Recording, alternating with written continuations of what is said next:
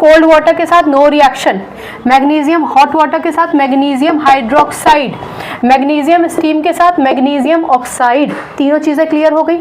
अब बात है कि डिफरेंटली रिएक्ट क्यों करता है, क्योंकि मैग्नीशियम लेस रिएक्टिव है। लेस रिएक्टिव होने की वजह से कोल्ड वाटर के साथ तो वो रिएक्ट ही नहीं करेगा, ठीक है ना, बिल्कुल रिएक्ट नहीं करेगा क्योंकि लेस रिएक्टिव है। हाई रिएक्टिव होता तो एग्रेसिवली वायलेंटली रिएक्ट कर लेता, और क्योंकि ये लेस रिएक्टिव है इसलिए कोल्ड वाटर के साथ जब रिएक्ट करेगा, सॉरी हॉट वाटर के साथ जब रिएक्ट करेगा तो मैग्नीशियम हाइड्रोक्साइड बनाएगा, यानी मैग्नीशियम हाइड्रोक्साइड ही उसका प्रोडक्ट है फाइनल, इसके ऊपर और कुछ नहीं टूटेगा। क्लियर हो गई बात? दोबारा से सुनिए, मैग्नीशियम कोल्ड वाटर के साथ no reaction because it is less reactive, it will not respond to cold water. Magnesium react with hot water to form magnesium hydroxide. Magnesium hydroxide क्यों बनाएगा? Again magnesium is less reactive.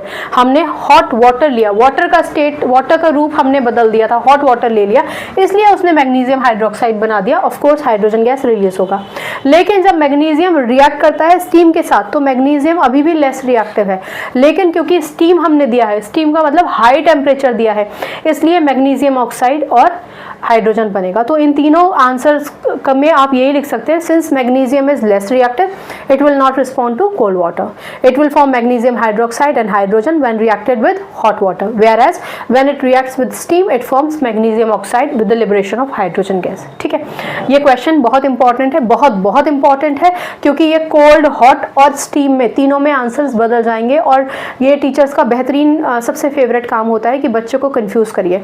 Confuse करना तो उनका मकसद नहीं होता है, उन बच्चे की नॉलेज चेक करना, उसकी थोड़ी ब्रेनस्टॉर्मिंग करना उनका मकसद होता है।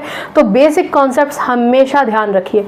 इस केस में अगर आप आयनिक फॉर्म में नहीं भी तोड़ेंगे तो भी चल जाएगा, बस इतना याद रखिए कि मैग्नीशियम ने हाइड्रोजन को डिस्प्लेस किया, इसलिए ये कौन सा फॉर्म ऑफ रिएक्शन है, ये डिस्प्लेसमेंट रिएक्शन का भी एक एग्जाम्पल है। अगर आपसे डिस्प्लेसमेंट रिएक्शन पूछा जाए तो आप इसको भी लिखकर आ सकते हैं, only displacement not double displacement. ठीक है, इस पूरे वीडियो को हम शॉर्ट्स में डाल देते हैं, डिस्क्रिप्शन में इसका लिंक मिल जाएगा। मेटल्स नॉन मेटल्स की एक अलग प्लेलिस्ट है, 10th स्टैंडर्ड के सारे चैप्टर्स की अलग अलग प्लेलिस्ट बनी हुई हैं, आप चाहें तो अपना सारे टॉपिक्स वहां से पढ़ सकते हैं। और अगर आपको डाउट हो तो फ्री होके पूछिए, आपका हर एक छोटा बड़ा डाउट मेरे लिए बहुत ही अहम है, मैं उस डाउट को क्लैरिफाई करूंगी। मेरा मकसद है कि आप केमिस्ट्री को रट्टाफिकेशन ना करें, उसको ध्यान से सुने और समझें, उससे अच्छा अपना संबंध बनाएं और एक प्यारे सब्जेक्ट के तौर पर हमेशा केमिस्ट्री को याद रखें। ठीक है, केमिस्ट्री से अपनी केमिस्ट्री अच्छी बनाइए, शिक्षा ले आइए। अगली बार मिलने तक अपना ख्याल रखिए, खुश रहिए, सकारात्मक रहिए और आपकी जीत होगी, ऐसा अपने मन में विचार करके रखिए, आपकी जीत जरूर होगी। नमस्कार।